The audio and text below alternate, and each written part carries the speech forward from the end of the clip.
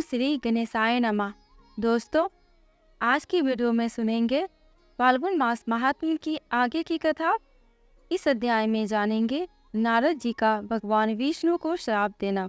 ऋषि बोले, हे सूत जी, रुद्रगणों के चले जाने पर नारद जी ने क्या किया और वे कहाँ गए, इस सब के बारे में भी हमें बताइए। सूत जी बोले, हे ऋषियों, माया से मोहित नारद जी उन दोनों शिव गणों को श्राप देकर भी मोहवश कुछ जान ना सके। तत्पश्चात क्रोधित होते हुए वे तालाब के पास पहुँचे और वहां जल में पुनः अपनी परछाई देखी तो उन्हें फिर वानर जैसी आकृति दिखाई दी। उसे देखकर नारद जी को और अधिक क्रोध चढ़ गया। वह सीधे विष्णु लोक की ओर चल दिए। वहां पहुंचकर भगवान विष्णु से वे बोले, हे हरि, तुम बड़े दुष्ट हो। अपने कपट से विश्व को मोहने वाले तुम दूसरों को सुखी होता नहीं देख सकते। तभी तो तुमने सागर मंथन के समय मोहनी का रूप धारण कर दैत्यों से अमृत का कलश छीन लिया था और उन्हें अमृत की जगह मदिरा पिलाकर पागल बना दिया था। यदि उस समय भगवान शंकर दया के विष को ना पीते तो तुम्हारा सारा कपट प्रकट हो जाता। तुम्हें कपटपूर्ण चालें अधिक प्रिय है। भगवान महादेव जी ने ब्राह्मणों को सर्वोपरि बताया है। आज तुम्हें मैं ऐसी सीख दूंगा जिससे तुम फिर कभी कहीं भी ऐसा कार्य नहीं कर सकोगे। अब तक तुम्हारा किसी शक्तिशाली मनुष्य से पाला नहीं पड़ा है, इसलिए तुम निडर बने हुए हो, परंतु अब तुम्हें तुम्हारी करने का पूरा फल मिलेगा। माया मोहित नारद जी क्रोध से खिन्न थे। वे भगवान विष्णु को श्राप देते हुए बोले, विष्णु, तुमने स्त्री के लिए मुझे व्याकुल किया है। तुम सभी को मोह में डालते हो। तुमने राजा का रूप धारण करके मुझे छला था, इसलिए मैं तुम्हें श्राप देता हूँ कि तुम्हारे जिस रूप ने कपट पूर्वक मुझे छला है, तुम्हें वही रूप मिले। तुम राजा होगे और इसी तरह स्त्री का वियोग भोगोगे जिस तरह मैं भोग रहा हूँ। तुमने जिन वानरों के समान मेरी आकृति बना दी है, वही वानर तुम्हारी सहायता करेंगे। तुम दूसरों को स्त्री वियोग का दुख देते हो, इसलिए तुम्हें भी यही दुख भोगना पड़ेगा। तुम्हारी स्थिति अज्ञान से मोहित मनुष्य जैसी हो जाएगी। अज्ञान से मोहित नारद जी का श्राप विष्णु भगवान ने स्वीकार कर लिया। तत्पश्चात उन्होंने महालीला करने वाली मोहिनी माया को समाप्त कर दिया। माया के जाते ही नारद जी का खोया हुआ ज्ञान लौट आया और उनकी बुद्धि पहले की तरह हो गई। उनकी सारी व्याकुलता चली गई तथा मन में आश्चर्य उत्पन्न हो गया। यह सब जानकर नारद जी बहुत पछताने लगे और अपने को धिक्कारते हुए भगवान विष्णु के चरणों में गिर पड़े और उनसे क्षमा मांगने लगे। नारद जी कहने लगे कि मैंने अज्ञानतावश होकर और माया के कारण आपको जो श्राप दिया है वह झूठा हो जाए। भगवान, मेरी बुद्धि खराब हो गई थी जो मैंने आपके लिए बुरे वचन अपनी जबान से निकाले।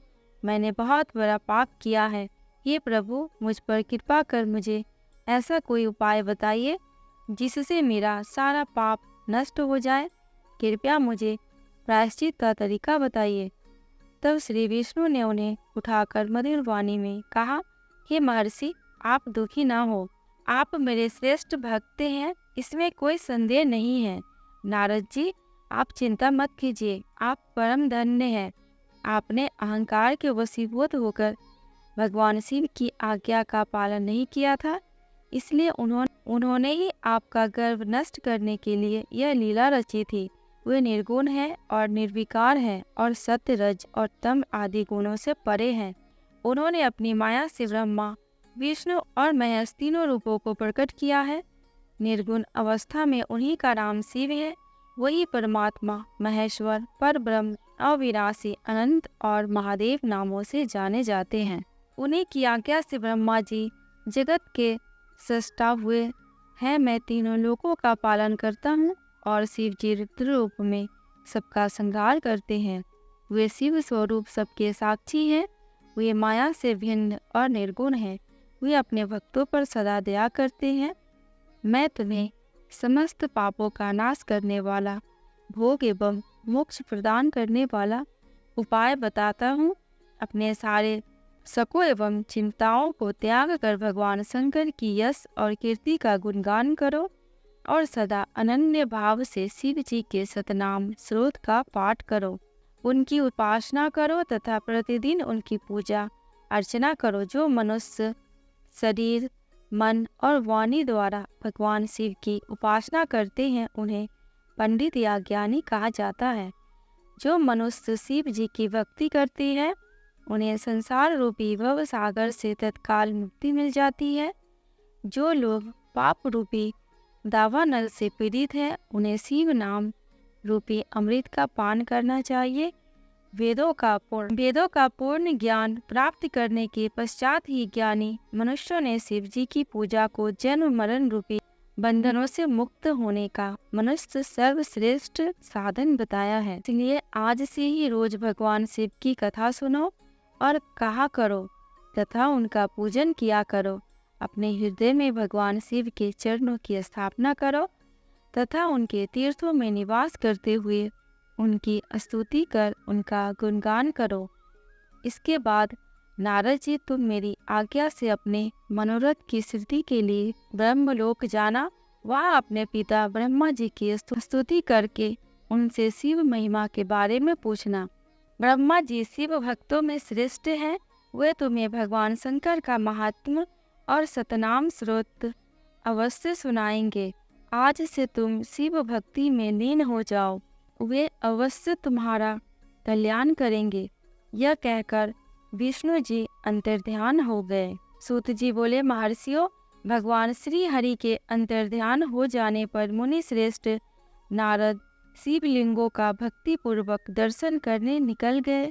इस प्रकार भक्ति मुक्ति होने वाले अनेक शिवलिंगों के उन्होंने दर्शन किए।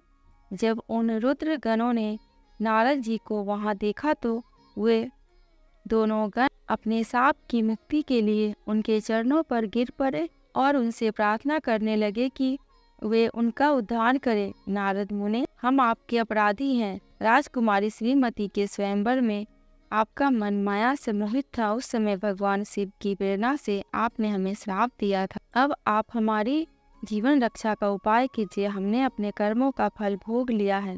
कृपा कर हम पर प्रसन्न होकर हमें श्राप मुक्त कीजिए।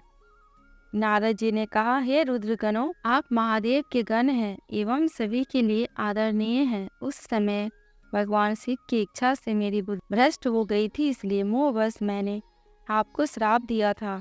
आप लोग मेरे इस अपराध को क्षमा कर दे, परंतु मेरा वचन झूठा नहीं हो सकता, इसलिए मैं आपको श्राप से मुक्ति का उपाय बताता हूँ। मुनिवर, विश्वा के वीर्य द्वारा तुम एक राक्षसी के गर्भ में जन्म लोगे। समस्त दिशाओं में रावण और कुंभकर्ण के नाम से प्रसिद्ध पाओगे। राक्षस राज का पद प्राप्त करोगे। तुम बलवान व वैभव से युक्त होगे। तुम्हारा प्रताप सभी लोकों में फैलेगा। समस्त ब्रह्मांड के राजा होकर भी भगवान शिव के परम भक्तों में होगे।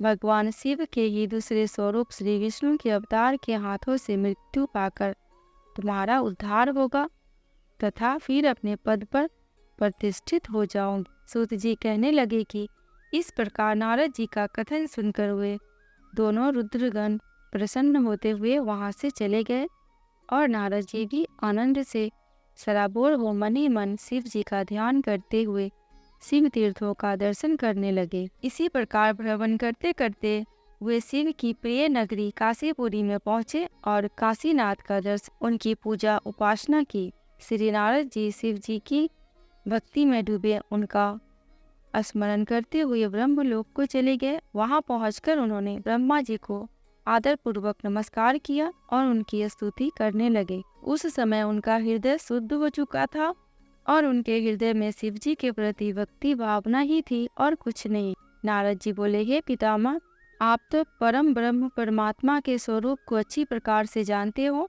आपकी कृपा से मैंने भगवान विष्णु के महात्म का ज्ञान प्राप्त किया है एवं भक्ति मार्ग, ज्ञान मार्ग, तपो मार्ग, दान मार्ग तथा तीर्थ मार्ग के बारे में जाना है, परंतु मैं शिव तत्व के ज्ञान को अभी तक नहीं जान पाया हूँ। मैं उनकी पूजा विधि को भी नहीं जानता, अतः अब मैं उनके बारे में सभी कुछ जानना चाहता हूँ।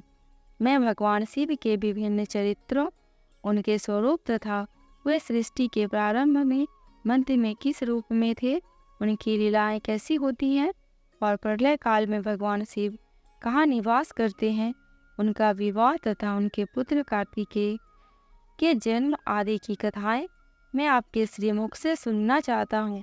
भगवान शिव कैसे प्रसन्न होते हैं और प्रसन्न होने पर क्या क्या प्रदान करते हैं, इस संपूर्ण वृत्तांत को मुझे बताने की कृपा करें। अपने पुत्र नारद जी की ये बातें सुनकर पितामह ब्रह्मा बहुत प्रसन्न हुए। आज की कथा बस यहीं तक, आगे की कथा दूसरी वीडियो में सुनेंगे। दोस्तों, कमेंट बॉक्स में भगवान शंकर एवं माता पार्वती की जयकारा लगाना बिल्कुल भी मत भूलना। आपको मेरे चैनल पे व्रत त्योहारों की जानकारियाँ एवं उनसे जुड़ी कथा कहानियाँ मिलती रहेंगी।